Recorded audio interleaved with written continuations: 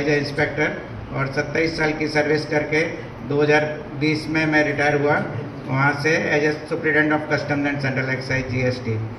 और उसके बाद मैंने एलएलबी की है और अभी गुजरात हाई कोर्ट में रजिस्ट्रेशन करके उसमें प्रैक्टिस कर रहा हूँ। और मैं बच्चों को ये बताना चाहता हूँ कि आप अगर एक सैनिक बनते हैं तो आप ज़िंदगी भर कभी भी रुकेंगे नहीं, आगे बढ़ते ही रहेंगे। ये नहीं है कि कभी रिटायर होकर बैठ गए घर पे। आप जे अमारा जेवा जवान लोग जो रिटायर થઈ ગયા હોય એમને સંગઠિત કરી, કારણ કે અમે લોકો પેન્શન લેતા હોઈએ, મફતમાં કામ કરતા નથી, તો એ રિટાયર થઈ ગયા તો રિટાયર થયા પછી બી અમારી કંઈક નૈતિક જવાબદારી આવે કે પેન્શનના બદલે અમારે કંઈક સમાજને પાછું આપવું જોઈએ। તો ભારત ભરથી બહુ સરસ અને સારી રીતે કાર્યક્રમ આયોજિત કર્યા છે કે અમે બધા સૈનિકો ભેગા થઈએ અને દેશની જે ભાવિ યુવા પેઢી બેઠી છે, જેમને ફરીથી કોઈને ચાણક્ય બનવું છે, જેને ફરીથી કોઈ આર્યભટ્ટ બનવું છે, કારણ કે અહીંયા તમે બધા મોટાભાગના 4 સબ્જેક્ટ વધારે ભણતા હશો, મેથ, સાયન્સ, એસએસ, इंग्लिश है ना, अरे कदाच कॉम्प्यूटर भी बनता हशो। तो तमारा माटे एक बात कहूं बेटा,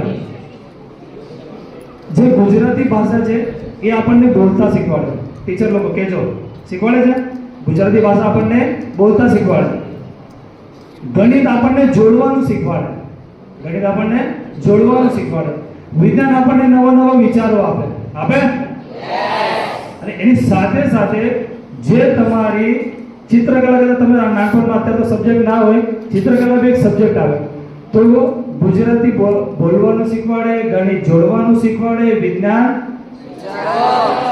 तो साथे साथे जो कॉम्प्यूटर छे ने एक भौतिक दुनिया छे, ए आपने दुनिया बतावे के भाई एआई चाले छे अत्यारे तो भौतिक दुनिया छे। तो ये भौतिक दुनियानी अंदर આપણે અને આપણા જીવનમાં રંગ કેવી રીતે પૂરવાના એ આપણો ચિત્રકલા સબ્જેક્ટ શીખવાડે છે। તો વિશેષ વાત નથી, આગળ આપણે સ્લાઇડ તરફ વધીએ તો હું મારો પરિચય પાછળથી આપીશ, ચિંતા નહીં, અત્યારે ખાલી આપણે સ્લાઇડ જોતા રહીએ। સ્લાઇડ દબાવતા રહેજો ભાઈ। આ બહાર દેખાય છે भाई, फोटा वाला फोटो लेते रहे। चलो चलो जो अभी आप सब लोगों को पूरा इंडिया का मैप दिख रहा होगा, उसमें देखिए एक व्हाइट कलर का और एक येलो कलर का है। 1947 में जो पीड़ा कलर वाला है ना ये अपना अलग अलग रजवाड़ाओ था। कौन था? रजवाड़ाओ। ये रजवाड़ाओ ने जे धोड़िया लोग आवेला ये धोड़िया આપણું વિભાજન કરવાનું નક્કી કર્યું। તો ધોળિયાએ કીધું કે તમે અલગ જે પ્રિન્સેસ અને રાજવાડો છે તમારે જે તમે ગોઠવી લો, તો એટલે ભારતનો ભાગલા થવાનું નક્કી જ હતું।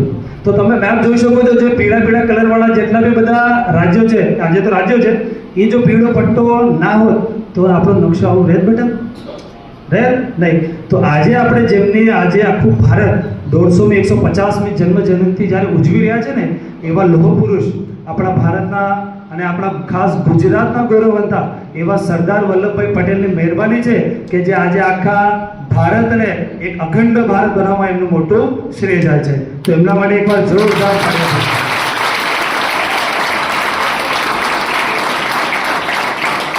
એમને બહુ સરસ કોટ લખ્યું છે, લોહા ભલે ગરમ હો, ભાઈ થોડુંક બેક લઈ લેજો, હા આવું થાય ક્યારેક ક્યારેક, हाँ लोहा भले गरम हो, गरम हो जाए, हथौड़ा अगर ठंडा होगा ना, लोहा એટલે તમને સમજ પડી ભાઈ, लोखंड लोखंड गरम હોય ને તો એના ઉપર હથોડો કયો જોઈએ, ठंडू के गरम। बनने का संकल्प लेता हूँ, मैं एक पेड़ माँ के नाम उगाऊंगा, मैं सदैव ट्रैफिक नियमों का पालन करूंगा, मैं कचरा कचरे पेटी में ही डालूंगा, मैं स्वयं